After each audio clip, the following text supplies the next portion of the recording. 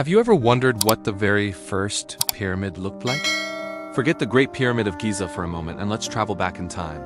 Even further, to around 2670 BCE, we're going to Saqqara, an ancient burial ground in Egypt, to witness the birth of a revolutionary idea that would change architecture forever. This is the story of the Pyramid of Djoser, the world's first large-scale stone building and the very first step pyramid. Before this pyramid, pharaohs were buried in mastabas. Picture a single-story, flat-roofed rectangular structure made of mud bricks, built over an underground burial chamber. They were impressive for their time, but a pharaoh named Djoser and his brilliant chief minister, Imhotep, had a much grander vision. Imhotep wasn't just a politician. He was a physician, an engineer, and an architect, a true genius of the ancient world. He decided that his king deserved something more permanent, more divine. So, how did they go from a simple mud brick box to a towering stone pyramid? It didn't happen overnight. The project started, surprisingly, as a traditional mastaba. But Imhotep wasn't satisfied. He decided to build another, smaller mastaba on top of the first one. Then another on top of that, and another, and another. In total, he stacked 6 mastabas of decreasing size on top of each other, creating a 4-sided terraced structure that resembled a giant staircase to the heavens. This step pyramid was born. It was an architectural marvel, reaching a height of about 62 meters, or over 200 feet, making it the tallest building of its time. But the real revolution was in the materials.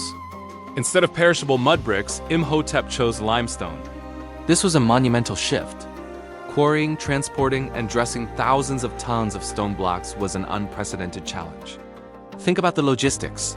Workers, likely a combination of skilled artisans and seasonal laborers, had to quarry these massive blocks from nearby hills. They used simple tools like copper chisels and wooden mallets. Can you imagine the sheer manpower and organization required?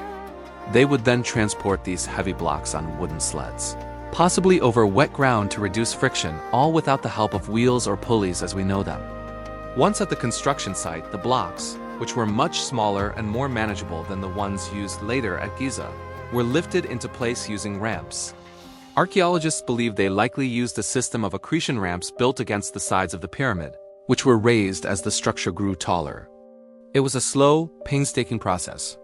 Each block had to be perfectly placed to ensure the stability of the entire structure. The precision they achieved with such basic tools is nothing short of breathtaking. They weren't just piling stones. They were engineering a monument to last for eternity. But the step pyramid itself is only one part of the story. Imhotep designed an entire complex around it, a massive 37-acre enclosure surrounded by a 10-meter-high limestone wall. This wall featured a series of recessed panels and 14 mock gateways, with only one true entrance. It was like a miniature city for the afterlife. Inside, there were courtyards, temples, chapels, and dummy buildings. These buildings were filled with rubble and faced with fine limestone, designed to serve the pharaoh's spirit in the afterlife. There was the Hebsed court, with chapels meant for the king's Jubilee festival, ensuring he could celebrate it for eternity. There was a southern tomb, a smaller symbolic burial place, perhaps for the king's Ka, or life force. And what about the king's actual burial chamber? It lies deep beneath the pyramid, at the bottom of a 28-meter deep shaft. The chamber itself was lined with granite and sealed with a massive 3.5-ton granite plug. Leading off from this central chamber is a maze of underground tunnels and galleries, stretching for nearly 6 kilometers. These tunnels were decorated with beautiful blue faience tiles, imitating the reed mats of a royal palace, and carved reliefs of the king performing rituals. It was a subterranean world designed to be the pharaoh's eternal home, filled with thousands of stone vessels left as offerings from previous dynasties. The construction of the Pyramid of Djoser was a massive learning process. It was experimental. You can see evidence of them changing their minds and adapting their techniques as they went. For example, the initial mastaba was extended twice before they even started stacking the upper levels. The tunnels underneath show multiple changes in design. This wasn't a project with a fixed blueprint from day one. It was an evolution of an idea, a testament to Imhotep's creative problem-solving. This single project set the stage for all future pyramid building in Egypt. It was the prototype. The techniques developed here, stone quarrying, transport, ramp construction, and precision stonework were refined and scaled up over the next century. culminating in the magnificent Great Pyramids of Giza. Without Imhotep's daring vision and the incredible efforts of thousands of ancient Egyptian workers, the iconic skyline of Giza might have looked very different. The Step Pyramid wasn't just a tomb, it was a statement. It declared the pharaoh's divine power and established a new standard for royal monuments, a legacy literally set in stone.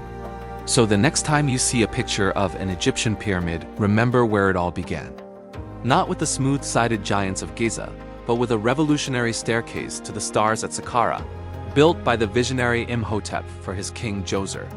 It is a powerful reminder of human ingenuity and our timeless quest to build something that lasts forever. Thanks for joining me on this journey back in time.